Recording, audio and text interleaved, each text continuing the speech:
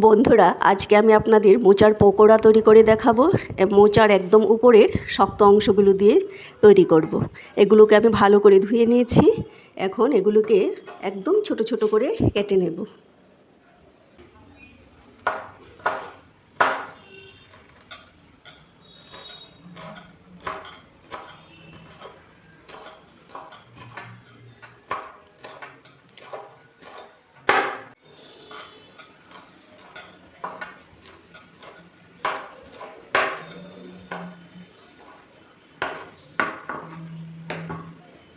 দেখুন, সবগুলো মোচা কেটে নিয়েছি। এবার পকোড়া বানানোর জন্য মিশ্রণটা তৈরি করে নেব। আমি বড় চামচে 1 চামচ বেসন দিয়ে দিচ্ছি। বেসন 1 চামচ থেকে সামান্য কম চালের গুঁড়ো। চালের গুঁড়ো থেকেও কম দেখুন সামান্য পরিমাণে সুজি দিয়ে দিচ্ছি। 1 চামচ কর্নফ্লাওয়ার দিয়ে দিচ্ছি।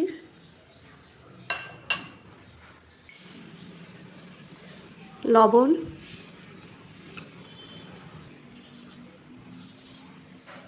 হলুদ গুঁড়ো,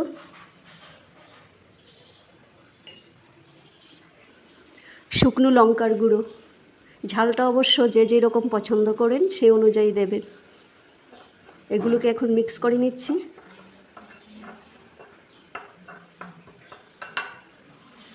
আর 3টি কাঁচা লঙ্কা কুচি করে নিয়েছি, তাও দিয়ে দিচ্ছি।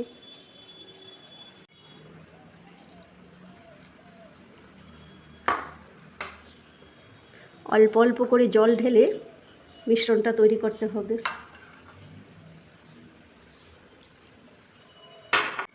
দেখুন, মিশ্রণটা তৈরি করে নিয়েছি। সেই ঘনও হবে না, আবার সেই পাতলাও হবে না।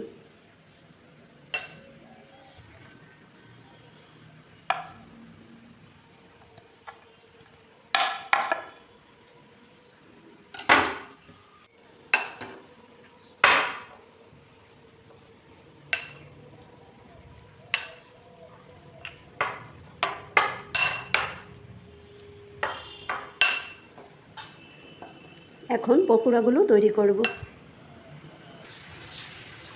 সাদা তেল দিয়ে দিচ্ছি।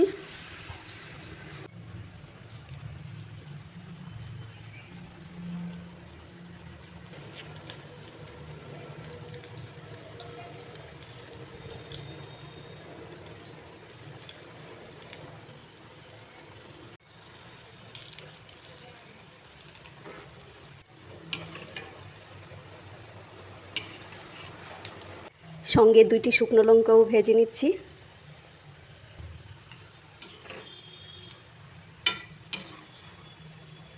একদম লাল লাল করে ভাজবো।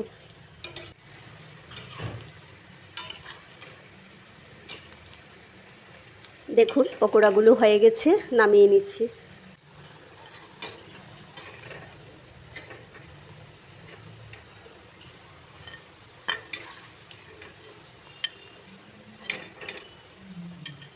দেখুন কি সুন্দর হয়েছে, একদম লাল লাল করে ভেজেছি।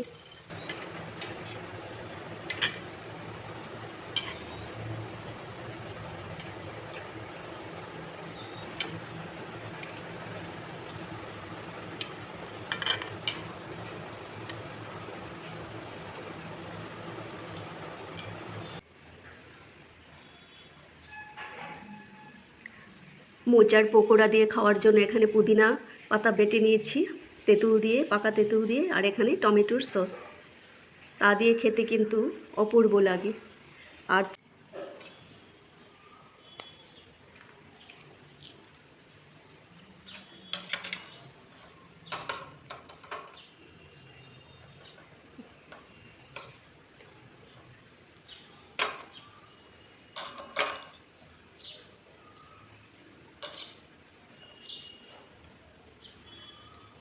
দেখুন, এইভাবে খেতে কিন্তু দুর্দান্ত লাগে।